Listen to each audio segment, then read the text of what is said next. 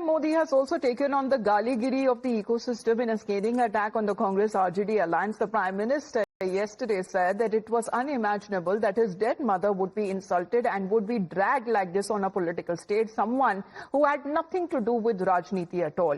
He asserts that this act has humiliated every mother and sister of the country. माँ ही तो हमारा संसार होती है, माँ ही हमारा स्वाभिमान होती है। बिहार में आरजेडी कांग्रेस के मंच से मेरी मां को गालियां दी गई।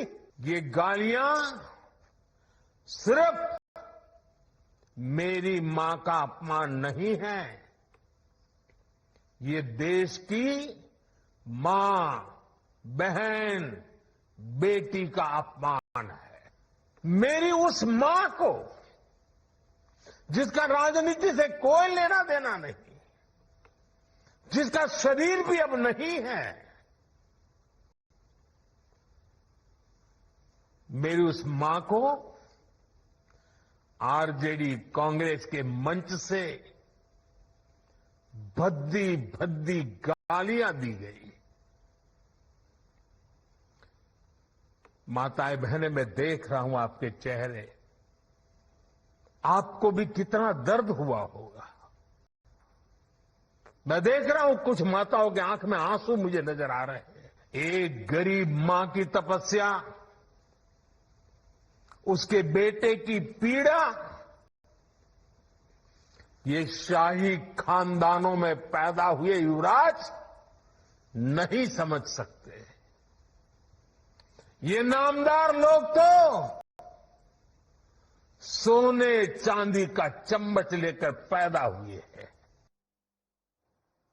Now, the opposition, however, is saying that the BJP is orchestrating incidents where abuses are hurled at the Prime Minister and later then indulges in a victim blame. As far as when it comes to the opposition is concerned, they are saying this is nothing but a tactic to divert attention and to distract.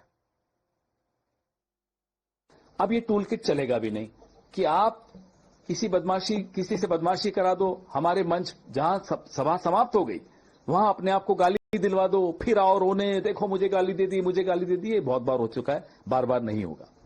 इल्जाम लगाया था कि अगर Congress party जीतेगी तो मंगलसूत्र छीन ले जाएगी, भैंस लेके चली जाएगी।